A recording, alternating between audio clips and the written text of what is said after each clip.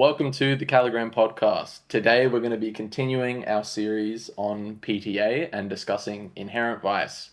It's not a film that gets discussed a lot in PTA's filmography, so today we're going to do a little deep dive into it. As always, Jackson, you're watching these films, each one of them for the first time, in the order in which they were created. Absolutely.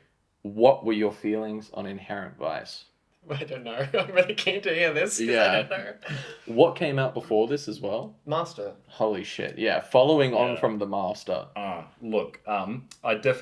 is a PTA film, so I definitely enjoyed it. I do think it is a good movie, although it is not one of my favorite PTA movies. Okay.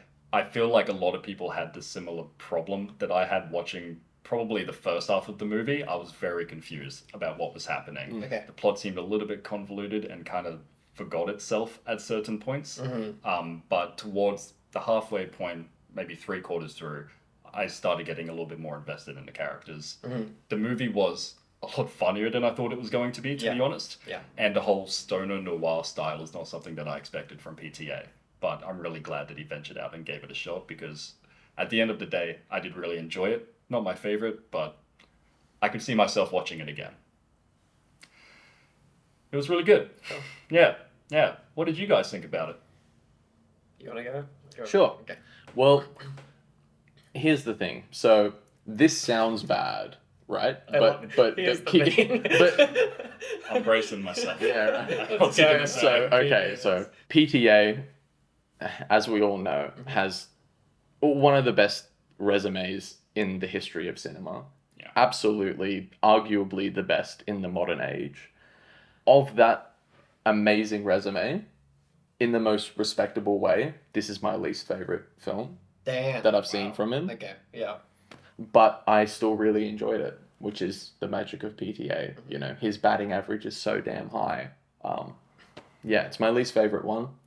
But I loved it. There were some sequences that are some of my favorite in his filmography that I really appreciated. I love the sequence where, I'm just going to say it super briefly because I want to jump to you, where him and his girlfriend use a Ouija board to figure out a phone number for a weed salesman, and then they go running in the rain, stoned out of their mind, to go and find the weed salesman, and they end up just kissing and hanging out in the street. I just thought that was a beautiful, lovely sequence, and I just felt so happy for them and excited.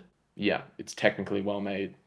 It's beautiful to look at. I just wasn't emotionally as invested as I have been in his other movies. Just curious, if Yeah. you're putting it at the bottom, do you prefer Hard 8 Over that, over this? yeah. Really? Yeah. Interesting, okay. Yeah, I like Hard 8 more. Hey, fair enough. All right.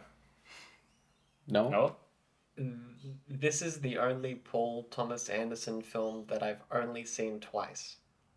I think. What's your average?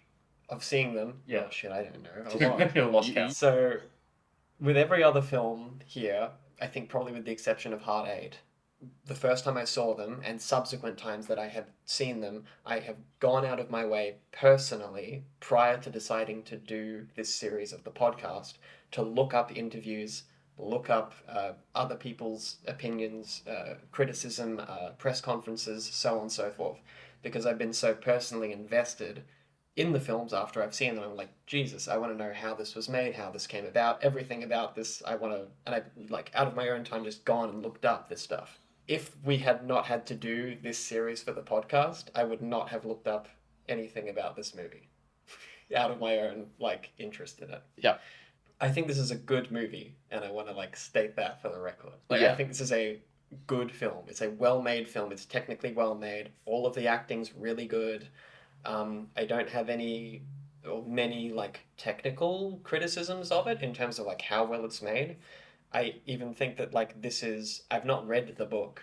Like knowing the film and having gone and done as much research as I've done about this and reading about this, I don't feel like this story is like has plot holes or is badly adapted or anything like this. I think this is like an extremely difficult book to attempt to adapt, and then Paul having adapted it as well as he has adapted it, I'm super impressed. Yeah. My problem watching this movie is that I do not enjoy it. You just didn't have fun watching it. And Yeah. that's not like generally. It's not like fun is the goal. Like I love a good depressing film. I love a good pain-causing film that's like difficult to watch. I like experiencing emotion when I watch something. I think that's the main thing that I'm looking for is like I want a new experience, like something I haven't seen before when I go watch a movie. Yeah. And this thing did not offer that to me. I was not emotionally invested. I didn't care about people or what they were going through, and I didn't care about the story. That's my problem here. Yeah. So, barring that, it's a well-made film, but I don't really have much interest in watching it again. Because it's just not something I'm interested in. Yep. I've seen it twice now, and it's not something I can see myself revisiting, unfortunately.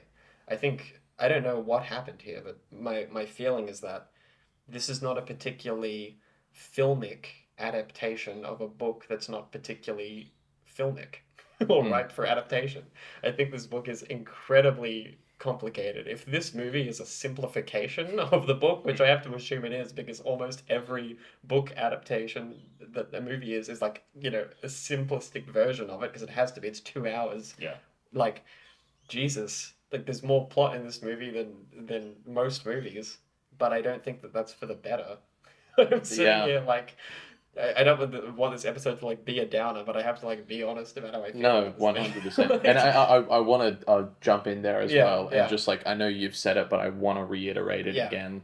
Like, this is a good film. Yeah. If another director put this out, Yeah. I feel like I'd naturally be more impressed Okay. because heading into it, we were coming off The Master, which is, honest to God, it's one of the best movies I've ever seen. Yeah. And before that, multiple others. Yeah.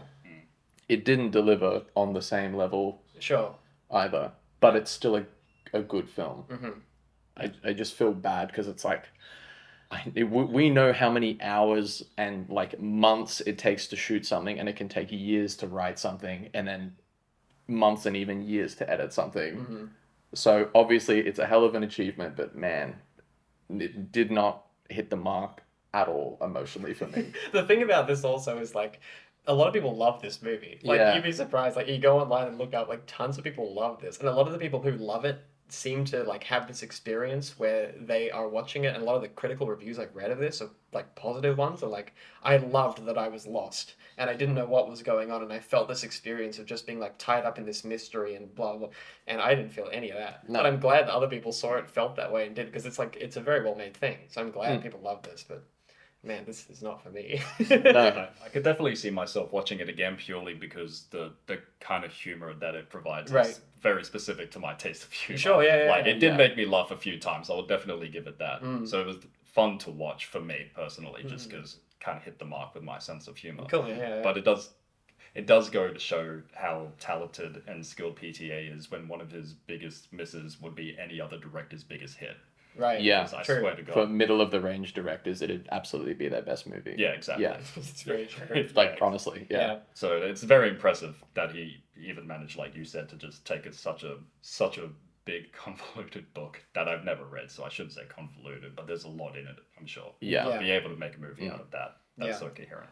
I think it's interesting as well that, you know, obviously we're yet to talk about Phantom Thread. I'm not going to talk about it, but it's interesting that this film that to me is my least favorite is sandwiched between probably two of the best films, in my opinion, in his filmography. I wonder if, like, I don't know, he just needed a change of pace or to, like, reset and then go so hard into something that's so amazing again. Sure. You know, just like to take another approach or try and experiment to, like, you know, do things a different way. Like, I won't go into it too much, but like with I think it's Nigel Godrich is the producer for Radiohead. When Radiohead would enter into a new album, he'd give them exercises on how to like reset and make them feel like they were making something new, which is why they got on such a great run. And maybe PTA just needed to reset because he'd been going for, 20 years at that point, creating films? I don't know. It could be. I the don't know case. either. I'm just... I think he found throwing- a book he really, really liked. Yeah. And went, I'm going to adapt this into a movie and I want to see if it's going to work Yeah. or not. And I think he kind of feels like well, maybe he doesn't know. I've seen interviews with him where he talks about this movie. He seems the same, like just as passionate about this one as he does any other movie he's made. I have quotes because I think that they're good that he said. I just typed them out from interviews because I think that it's helpful, like explaining why I think that this thing doesn't work so well as an adaptation for film. Because it's probably a fucking good book. Like, I don't know, but my assumption is that this is probably a very entertaining like book that's very paranoia heavy. Anyhow, so I wrote, my first, I just want to mention this, the first thing I wrote down on this piece of paper for my notes, because I was wondering what you guys were going to say about your feelings on the film. I said, ask the group, can you explain the plot of this film? How long have you got? Yeah, exactly. Yeah. But like, I wonder if, because I can't, you know. No, I can't. I I sum up, can't like, briefly. I think we should maybe sum up just a little bit if people are watching this who haven't seen it, because maybe this is one of the less watched ones. Like, basically, there's this private detective who's a hippie, played by Joaquin Phoenix, called Doc, and he has, like, there's this long lost love. Yeah, an old girlfriend. Yeah, who asks him to go on this private investigation thing, which he goes on despite the fact that there's no payment because he's just a good bloke. Yeah. And he does this continually throughout the film, and he meets people who give him lots of contradictory information, and essentially ends up uncovering this crime syndicate called the Golden Fang. And the Golden Fang is a cartel who are in the pockets of most of the policemen. Who are in the pockets of the police and the dental industry, and like basically it's this scheme, this cycle where they're importing in heroin, distributing the heroin to get people hooked on the heroin, then they have to get their teeth replaced because their teeth are fucked up because they went on heroin, and then they go to some homeopathic cultish rehab retreat to get them psychologically off the heroin. So the people who sold them it's also selling them the cure for it. So it's like this, you know. Yeah. It's a perpetual cycle. Yeah, Exactly. exactly. So they own the dentist, they own the rehab center. Yeah. Everything. That's the sort of idea of, like, I guess the plot of the film. And they also own the brothel. Yes, and they're brothels. Yeah, they're in everybody's pockets. The problem is that, at least for me, is that's like the central. So much of the movie is spent about that plot. Like, that's what we're learning about, and I care not very much when it comes up for whatever reason. I think it's because everything is moving so damn fast that it. Maybe if I was like 1,000% smarter, I could keep up. But like, Jesus Christ. So anyhow, I'll read this thing. He said, so this is the first thing I have from him that he said. This is Paul's quote. I don't know how I would react to this movie if I hadn't made it. Because I do get hung up sometimes on trying to follow what people are saying, and I'm never any good at it, and I usually just sort of give up and wait for the next pretty girl to show up, or the next funny thing that happens, or the next chase scene goes on. And I was like... He's a very honest man. And I was like, I hey, appreciate that. That's me. That's my experience with this movie. Yeah. So... Speaking of, like, pretty girls, not just because she was pretty, but, like, my emotional core in the story, at least for the first maybe 2/3, is when his girlfriend goes missing, and I want him to uncover this plot because he's looking for his missing girlfriend. And we get these lovely flashbacks to times when they were happy together. And I'm like, oh, okay, so he's in love. He's just trying to find a woman who's maybe been caught up in some bad shit. Sure, yeah. And then she shows up. She just shows up at his house, and she's like, oh, I'm back. Yeah. And they have a really interesting scene together. Yeah. But I looked at the runtime when she shows up. Yeah. And there was like 40 minutes left. Mm-hmm. And I went, oh my God. Yeah. Like, I don't know what are we figuring out? I thought this was the movie. Yeah. That was the thing that I was holding on to through all of the not meandering, but like the multiple plots. It's like not meandering. No, but you know what I mean? Yeah. It's not like it was a straight through line. Sure. The changes in adventure and stuff. Yeah. That's exactly what I held on to. The And it thing got is, taken away. I don't think this movie is meandering. It just feels like it's meandering. Yeah, for me. right. I just watch it and I'm like, Yeah, geez, if you can't follow it, it feels like it's meandering. Exactly. Yeah, right.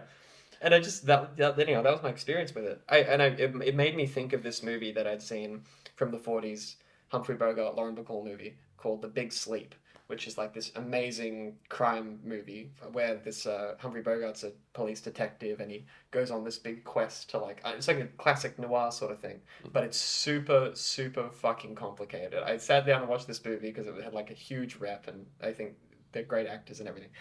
every scene, after about 20 minutes into the movie, I was following it. It's like a 2-hour movie. And then there's all these scenes that happen, and like basically it's a similar thing. Like everybody's in everybody's pockets, and like I paused the scene at the end of this scene that I had seen, and I was like, sorry about that, and I was like, what did I say? So I went back and watched the scene again, and I was like, I still don't know what the fuck they said. So I Googled it. I Googled the plot of The Big Sleep and read just up to where I was in the movie, and I was like, that's what they were saying. And then I pressed play on the movie again to watch the movie, and another scene went by, and I was like, what happened in the scene? And so I paused the scene again and read the next thing, and I did this continually, pretty much throughout for 80% of the rest of the movie. I did this because I had no idea what the fuck was going on, but I was so bloody invested in the characters and that I really cared about what was happening. So I just had to like keep reading along. It's a great movie to watch if you got a notebook next to you. You can be like, right. Yes, got this, great. But by the end of The Big Sleep, I was like, shit, that was great. Jesus, like everybody was so entertaining. I was so invested, shot so beautifully. Like I'm so engaged, even though I don't know what the person's saying half the time. And with this movie, at about half an hour in, I was like, okay, I respect the podcast. I'm going to try and watch this really attentively and like try and get through this. And about at the half an hour mark for this movie, I was like, I feel a little lost. So I read up to where I was. I was like, okay, cool. And then I went another 15 minutes and I read up to where I was. I was like, okay, cool. And then I just let it play. Because I was like, there's no bloody way that I'm going to be able to recite the whole plot of this. And also, it's not helpful to my experience watching the film. To try and... Sure. Yeah, I don't feel like I'm invested here anyway. So me reading why I should, like the other movie made me read along to it because I was so in love with it. But this one I was like, okay, let's just let this pass me by and wait for something funny to happen. And funny things did happen. But I guess my thing that you were saying, me like, this is your humor and it's on the... It is for me too. I think some of this stuff's hilarious. Yeah. But it's not enough for me to care. No, I completely understand. Not frequent enough, I suppose. Yeah. Weirdly enough, like I don't know if you guys thought about this while watching the movie, but like me watching it for the first time, and I kind of noticed like similarities with There Will Be Blood in the way that Doc and Bigfoot are pretty much like just polar opposites that sort of represent America's transition period from the 60s to the 70s. Yes, definitely. Which is very similar to what happened in There Will Be Blood. Yeah. The difference is the character development of There Will Be Blood. Like, I was so much more invested in Daniel Day-Lewis's character than I am in Doc. But I think the point of Doc's character not changing at all throughout the movie is like the point. Yes, I agree. Completely, but I don't think it helps it as a movie. Right. I think that kind of holds it back a little bit, but it's tough. Yeah, I don't really know how you could fix that at all. The movie's definitely like exploring this like 60s to 70s transition of like, because the Manson murders happened, and that was like famously there's this idea in pop culture that like the 60s ended with the Manson murders. Yeah. And then the 70s happened, and we're about to transition into Reagan, and so everything became capitalist again, as opposed to like, well, we're hippies, and Yeah, exactly. So there's that duality there of like these two characters who hate each other, but in a sense need each other to propel each other in a way. Yeah, no, exactly. Yeah. And when I realized this, I kind of lost a little bit of interest because I was like, I've seen this before. Right. But more interesting. And done like so fucking well. Yeah. Exactly. Yeah. Other than that, I didn't really have any other problems with the movie other than struggling to follow the plot. Right. Yeah. There you go. It feels like it's like the big problem is just it's a blanket issue with the film. Yeah. Like some of the individual scenes in Inherent Vice, I love so much. And if I were to take a scene, break it down and try and figure out what was wrong with the scene, I would struggle, and I feel like I was reaching to try and say something interesting on the podcast. I stopped doing that. It was just the structure of the story and the fact that things were referring back to each other as well. So it wasn't a story that was throwing you into a maze and having you enjoy the experience of being lost within it. They were recalling back to previous events and names. So it's like, okay, I'm going to try. So clearly I have to actually pay attention here. Yeah. And I can't just float through this like I could more so with something that throws you into a labyrinth and just lets you get lost, like Under the Silver Lake, if you guys have seen that. Yeah, great movie. I just went, yep, okay, I'm just in this absolute mystery here, and Oh, I'm just going to enjoy I felt the like shit watching out of Under the Silver Lake, I could follow it. much No. more so. Yeah, Yeah. definitely. It's but simpler. And, well, I guess maybe that's why it was easier to like relax Maybe. and enjoy the individual scenes for how much they were, because I wasn't watching one scene still trying to understand the significance of the scene prior. Sure. Like I felt like my brain, I couldn't be in the moment. Mm-hmm. And I think that's why I like the Ouija board sequence so much, because it's like, okay, this is a flashback. We already know, the only context that you have to know in that scene is that they had a relationship, and we're going to see a happy memory in that relationship. So I was like, okay, I'm going to put the mystery aside and just like watch a happy memory. Yeah. And I enjoyed it because it was like, there's like one thing I have to think about.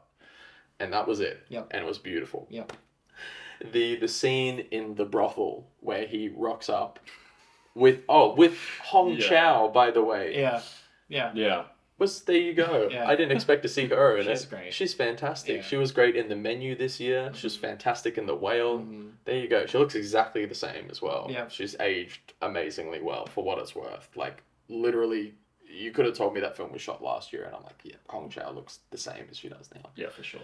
But this when she explains I forgot the name of the special. Do you have it written down? Oh, no, I don't. It had a hilarious. It was funny though. Wait, the Pussy Eater special? Pussy Eater special. Yeah, the Pussy Eater special. There were like some specific things on the menu. Like, Yeah. to the Yeah, left on of the board. door. Yeah, It was fantastic, and it's just her whole exchange with like, "Are you a cop?" And he said, "No," and he said, "Oh well, that's a shame because cops get a discount." He goes, "I'm a PI," and he goes, "Okay, well, we'll give you 30% instead of 40% discount or something." And then he just watches, Hong Chow eat out a woman. How else do I say that? Oh, sorry. Behind a counter. And you just see Joaquin's reaction just watching it. It's a fucking amazing scene. Yeah, no, it's amazing. I love it. I thought it was so funny. I love the build with him, how she like decided to make him reveal that he was a PI by saying that there was literally a special for the Pussy Eater special if he would just admit that he was a cop. Yeah. Which also makes me paranoid for him, because it's like, okay, well, she could obviously just be lying. Like, if that's your attempt to try and make an undercover cop reveal themselves and tell them that there's a discount, that is hilarious. That's so funny. Her delivery when he was like, "I'm looking for Glenn." She's like, "Glenn." "Oh yeah, Glenn. He eats pussy." Yeah. Just keeps going like just fucking take a second. Oh, Love man. it. Yeah, loved it. It was great. And there's multiple scenes like that. I love the scene where Josh Brolin kicks in the door of Joaquin's apartment while Joaquin is smoking weed, picks up a full tray of marijuana that's about this big, and eats it like a goat while it's falling down his chin, and then exits the apartment. And Joaquin He just has like a single tear roll down his face. It's fucking funny. Yeah. I love that. I just enjoyed it. But continually, I was like, okay, this is great, but this would be amazing as like a short film. I fucking would froth that as like a 5-minute piece because it's so tight.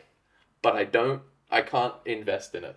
I think my problem is like that scene, the brothel scene. Yeah. Watching the scene and being like, this is a funny scene. Yeah. But I'm not laughing. And the reason I don't think I'm laughing is because the build up to this point has not left me invested in anybody or even Joaquin. And so I'm watching the scene and I'm like, this is a really funny comedic scene. But probably it would have been funnier or it would have made me laugh were it in like a funny movie where I cared about the people. Yeah. I feel the same way when Shasta shows back up. And there's that like really long, impressive sex scene thing that goes on for like 7 minutes, something really long. It's awesome. And it's like this very strange sex scene with lots of like motivations that are conflicting going on, just like everybody's motivations in the film are conflicting and going on. It's a very well written scene and acted scene and choreographs in the whole bit. But I'm still there being like, this is a really good scene. It would be a better scene in a movie where I cared about these people. Yeah. It's just unfortunate because I think everybody's doing their job like as well as they possibly can. But I'm sitting here like, yeah, like really well done scene. Can you make me care about something, please? all of the actors gave their best. They There was did. no one 100%. bad performance. So it was all pretty much in the writing where it faltered. Yeah, I think the same way. To what Isaac was saying before, where he was talking about the plot being like going from character to character and all this sort of thing. He said, so this is Paul, he said, I think you're meant to go through it like Doc, meeting one character that's giving you a massive amount of information, meeting somebody else who just contradicts that, then meeting somebody else who verifies that contradiction while reinforcing the first thing that you heard, continuing to spiral you and get you into a complete paranoid frenzy. And I was like, shit, I want to watch a movie where I get paranoid. But I was not. It didn't feel like that I movie. get paranoid. Not paranoid, just confused. Yeah, exactly. Which is like an emotion that I don't mind being confused during a movie as long as there's like some serious emotional crunch behind it. Yeah, I was pretty confused at points Mm-hmm. in Under the Silver Lake, purely just because it got weirder and weirder. Mm-hmm. But I just didn't care. Yeah. This time around. Yeah, yeah. And I hate even hearing myself say it. It sounds so harsh to say I didn't care about a film because it's made so well. But goddamn, it's emotional investment is emotional investment. I'm so sorry. Yeah. I'll bring up the thing about inherent vice in the title because it links to this thing with Shasta and all that sort of stuff. I like that scene on the beach, for the record. Yeah, that's a good scene. Good scene. Yeah. So inherent vice is like a legal term, which I don't know if people know this. So, Yeah. but anyhow, it's a legal term for the sake of the audience who might not know. They explain it in the film as well. They do. In law, it traditionally means something that causes damage to itself. So, like a house falling in on itself is an inherent vice of building a house. You can't do anything about it, sort of problem. Yeah. And there's that line where she says, the voiceover, which says, inherent vice in insurance policy is anything that you can't avoid. Eggs break, chocolate melts, glass shatters, and Doc wondered what that meant when it applied to ex-old ladies, which is a really good line, and does a lot to communicate to me, at least when I was watching the movie and I heard that. I was like, now I get what the movie's trying to accomplish. I was like, I get it. He can't get away from this woman who's like probably not the best person to be in a long-term relationship with, but for whatever reason, he can't get away from her, you know? Yeah, and she can't stop self-destructing. Sure, yeah, that too. I noticed at the beginning of the movie, the narrator, I forgot her name is It's Shasta's sister, I think, is the narrator. Am I right? I think so. Leash or something like Yeah. that. Yeah, she's got some crazy name. Yeah, like the first lines of the movie are describing what Shasta used to wear like a year ago, and but now that she's had a specific phrase. I can't remember what it was called. Yeah. But she was basically saying that the first time we see Shasta in the movie, she's a completely different woman to what she was a year ago. Yes. And then when Shasta returns later in the film, she's wearing exactly what the narrator described at the beginning of the film. Yep. Pretty much showing that Shasta, I think, went through this whole like golden fang thing, like got sucked into that cycle that we were talking about before. Yeah. And then only came back when she sort of broke away from that because she came back to the person that she was before, and I think that's the only way that those two can actually be together because if one of them changes, it's not going to work out at all. Yeah. There's this idea that's constantly brought up by them that like as the relationship goes on, this is alluded to, I guess, that as a relationship goes on, they discover each other's like inherent vices, put it that way. The relationship can't exist in the same state that it started in the same like sort of ideal state. And as they both progressed, they've grown further apart because they both know how, all the shitty things each other have done. And like that's sort of an idea that's brought up in relation to the inherent vice idea. Yeah, it's the smarter way of saying what I was trying to say, so thanks. That's not at all. That's a worse way of saying that. No, but you're pointing out specifically that like she's changed specifically, and he has as well. But also, they know that about each other now. So now the relationship's in jeopardy. Yeah. At the same time. Yeah. I feel like there's just so much noise around that I couldn't focus on that and enjoy the film based on that idea. For sure. Oh yeah, I didn't. That's care what. about Oh my yeah, gosh. that's the Yeah. problem.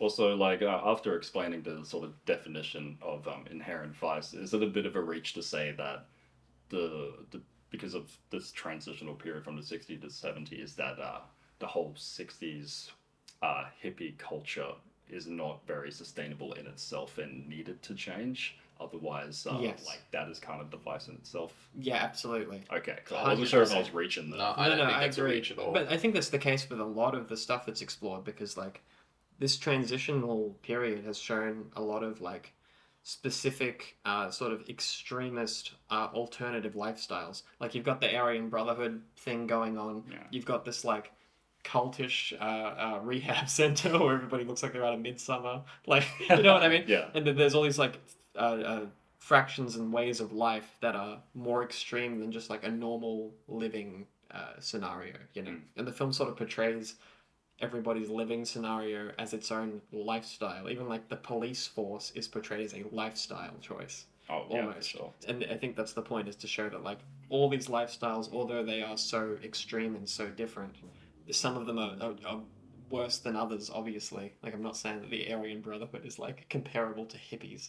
I'm just saying like they're all fringe independent lifestyles, and like the idea that the police are portrayed as a fringe lifestyle is a pretty interesting idea, and that they're, you know, relatively incompetent in this film, at least. Oh, yeah. And Doc does a better job than they do at solving all these problems. I love when they pulled them over and there were like more than 4 people in a car as a cult. Yeah. Oh my And I was gosh, like, yeah. I'm that pretty might sure have that been was like- a real thing. That was Was it a real thing? Oh, yeah, because after the Manson. because of the Manson thing. God, I wasn't Yeah. sure if that was exaggerating, but Nope. obviously with the Manson thing, I Yeah. can see that happening. Yeah, it's a real thing. Yeah. No carpooling.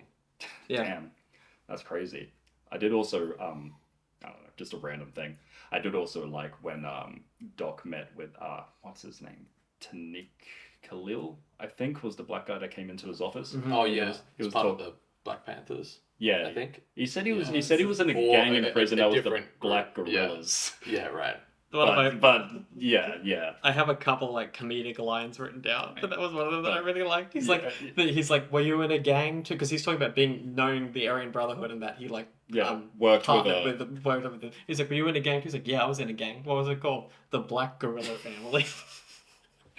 That was a really funny line. when he questions him, he's like, "But you worked with somebody in the Aryan Brotherhood." Yeah. He's like, "Yeah, well, you know, we found out that we shared some opinions about the U.S. government." Yeah. And I'm like, that's fucking hilarious. Yeah. But I think it also kind of reflects to how Doc and Bigfoot end up sort of like having a mutual respect for each other as well. I think it kind of parallels that Yeah. slightly. Yeah. Yeah, I agree. Also, everyone kept saying, "What's up, Doc?" And that is a Bugs Bunny theme, and I fucking loved it. Yeah. Every time somebody Yeah, said yeah, it, yeah. it was hilarious. Yeah. I got something about PTA's direction that I heard with the zany performances. The biggest example to me is like Josh Brolin's insane performance that he gives as a Bigfoot. I heard in an interview, apparently PTA, he would direct them to be at a reasonable level, what they felt was a reasonable level for the scene, a little bit lower, and then he would instruct them to do a batshit crazy version. And apparently that is oftentimes the version you are watching in the films, which for Bigfoot makes a hell of a lot of sense. Yeah. He was thoroughly entertaining. I thought he was the funniest part to me Oh yeah. of the whole film. I especially love the scene where he's chewing out Doc on the phone and he has that whole masculine persona, and then his wife says, "What the fuck are you doing? You said today was going to be our day." Yeah. And he goes, "Oh, I'm so sorry, honey." And he like runs down the hallway like a kid who's just been smacked on the bottom. Fucking hilarious. I don't think His it's whole posture changes. Yeah. Yeah, it's great.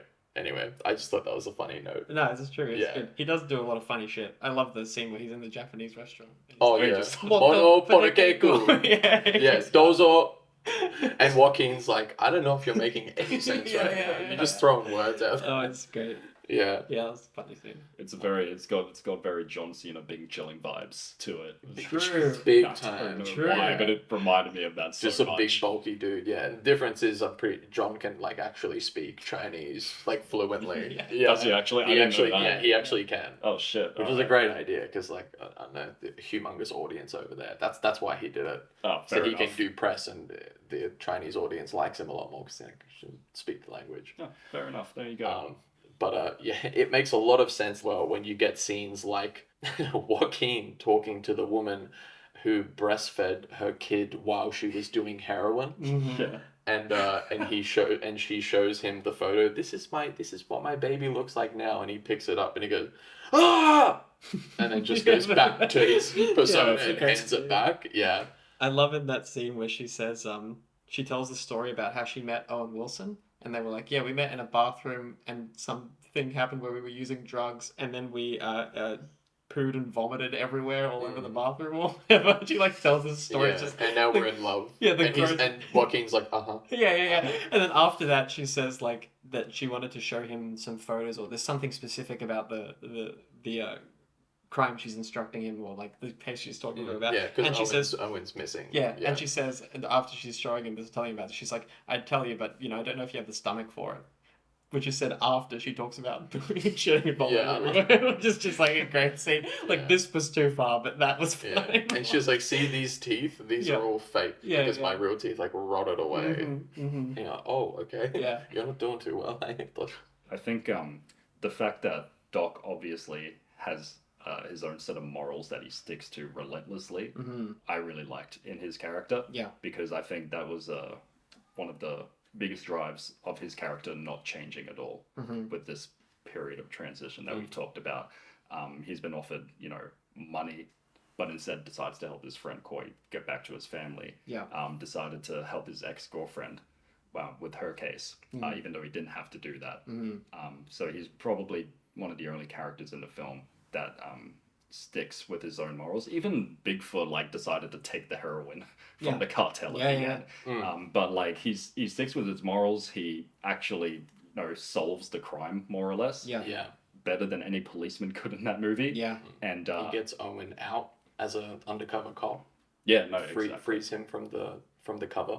Yeah, exactly. And I think that's definitely the reason why that he's been able to live a unchanged life. That and weird. Yeah. Yeah. I think that last 30 minutes of the movie, for me, was the part where I started to enjoy it.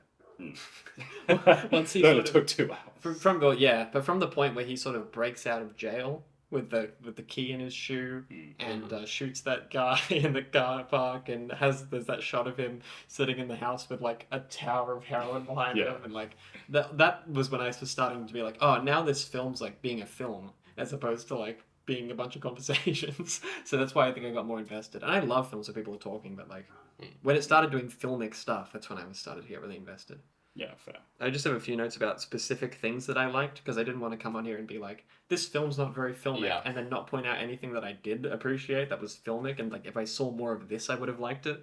I really liked the choice that Joanna Newsom is the voiceover for the character. I'm not even going to try and pronounce the name. I am. Sortilege? Something like this. Anyhow, the reason I like her voice being used is because she's a very distinct, specific voice. And there's a lot of movies that use voiceovers and the voice sucks. It's just some typical voice, or someone's overdoing it, or sounds like they could be doing a laundry commercial. Exactly. Yeah. And it's good when you have characters, I've seen it done before. Scarlett Johansson does voiceover. It sounds great. She's a very specific voice. Jennifer Jason Leigh has the same sort of tone. When Morgan Freeman does a voiceover, it's always very engaging. And she has one of those voices. It's very strategically, filmically picked to be the voiceover. It's oh, good. She has a very unique sounding voice that makes me pay attention to her when she talks. That's a good choice. Because if I'm going to have to listen to exposition of a voiceover, I'd like it to be somebody with a very entertaining voice. I like when Joaquin Phoenix is reading the paper at the newspaper at the coffee shop early on in the film, and he's going to an extreme amount of effort to enunciate the words he's making fun of the newspaper while he's reading it. I was like, that's good. I like that. That's a funny thing. I like that prolonged shot in the car of Brolin driving and Joaquin sitting next to him. Oh, and he's eating just the chocolate keeps eating this chocolate banana Yeah. over and over again. It's very, very funny. It's so homoerotic. Yes. It keeps the way he's doing it. Yeah, it happens a couple of times. Yeah. But that one specifically, just how long they leave the shot and Joaquin's look at his face what? Yeah. What are you getting something out of doing that sort of thing? Yeah, right. It's because Brolin's whole demeanor is he's a man's man. Yeah, exactly. And he's so effeminately sucking on this banana. Oh, it's great. I like the shot of the hippies at the pizza party, which mimics the Last Supper. Oh, yes, yeah. Great shot, very funny. I like that they're all looking like apostles and shit. That's a great shot, and it's framed the same way as that painting. I'm oh, that's a cool filmic thing. Good, thanks, man. I like when Doc walks to the police place and just gets the shit kicked out. They just like knock him and he rolls on the floor. It's like Joaquin Phoenix won't give a fuck, man. He'll roll around, do anything. He's so great. And then the next time he does it and goes past, he intentionally leaves like 3 meters of space between him and the cops. I was like, this is well visually illustrated as well, like walking up scene that it's like him. It's exactly the same frame front onto the station as well. Yeah. It's like Space Invaders or something. Like he has to dodge the people as they come out. It's like, that's really well done. There was that one time too where he was just cowering on the floor waiting for the police to walk over him. Yes. That was fucking because they were walking in a big line. Yeah. You can't like get around. Oh, it's so good. I like this line in the scene where he's meeting Brolin in the Japanese restaurant, and he's asking the pancakes or whatever, and they find out that like he should check for copper because of the copper in the people's teeth or whatever. Mm-hmm. And he says, Joaquin Phoenix says, have the lab check for traces of copper, not the kind that goes around all over the crime scene contaminating evidence, copper like the metal. Oh. I was like, that's a great line. I like that a lot. And the last thing I have about like filmic things is when Joaquin goes to the cult hospital rehab center, and that guy's giving him the tour, and he's like so proud of like him showing all his facilities off, and there's like this brigade of like nurses behind him that are leading him everywhere, and they turn to go into this Zen garden, and the shot's like flat like this, and the Zen garden's in the center of the shot, so they all make it like a 90-degree turn this way, and he keeps talking, giving this tour, and Joaquin just keeps walking straight, like straight past them as they make that turn. I was like, that's well illustrated. I like that. They got a laugh out of me. I like that. Yeah, that's it really. At the very end of some interview with Vice, Paul said when he read the book, the thing that he got out of the book, one like the one-liner he got out of it that he could say was something like that the story was about how much you can miss people, basically. And I was like, that's an interesting thing to say. When I heard him say that, I think I understood what the intention of the story with Shasta was. And I was like, shit, I would have loved to have felt that. I would have loved to have felt like it was the thing I was hoping for Joaquin, the whole film. Yeah. I was hoping to get more. Yeah, exactly. Yeah. And then I was, at the end of it, I was like, okay, Yeah. At least I know what was attempting to be communicated now. I like knowing that, but... It is rough that he tried to help find his ex-girlfriend, but everyone he met along the way just reminded him that she's fucking another dude. Yeah. And is in love with another man. Like, that was a rough time for this man. Yeah. All because he was too good of a person. Yeah, and he's like, the dude is like a total piece of shit. Yeah. Mm-hmm. I did try to Google the name I already forgot it. Certilage, I think. Yeah. Tried to Google it. It has to do with divine fortune telling and reading the future from cards. Mm-hmm. Well, I have no idea if that's an intentional thing because she's narrating and referencing things in the future of the movie. Right, yeah. I couldn't find anything deeper than that. Yeah, there you go. That's all I could figure out. That's not so bad. That's pretty good, yeah. Cool, man. I just thought I'd have one more last thing on that. It's good. Did not know that. That's awesome. I was hoping you guys might know something more than I did, but I think that's about where it ends. Well, she is sort of like some omnipotent force in a way. Like, she is in the movie, but she's also like narrating the movie. Yeah. And anytime she's in the film, she's extremely calm and kind of just observant. Yeah. She feels a lot like she's not like Sammy from Synecdoche, but she's just like someone like watching. Yeah. She kind of, in a way, she kind of is. I feel like she kind of is like a different sort of character. If somebody took the film and was like, oh, she doesn't really exist, and she's just there to like be in Joaquin's head and help him along, I'd be like, yeah, I could see that. Yeah, it's interesting that she looks so similar to Shasta as well. That too. I thought it was the same person for the first bit of the movie. Yeah, because she pops up and I was like, aren't you missing? I had the same thought, yeah. And then I Googled the cast like while I was watching and I was like, oh no, okay, this is her sister. I'd be surprised to find that wasn't intentional, I'm sure. Like, because we did The Master just previously and there's a lot of doubling. Definitely. Yeah, for sure. Cool, man. Alrighty, well, guys, thank you so much for listening. That was that was Inherent Vice. Yeah. Next up, we have Phantom Thread. I'm very excited for that one. That's quite likely going to be a two-parter. Yeah. Honestly, bank on it that it's going to be two-parter. Oh, that's a fat movie. That's a 3-4-parter. But we're going to do 2 parts, so we're not going to, two saturate it. Yeah. Yeah. Sounds good. Right. Oh, man.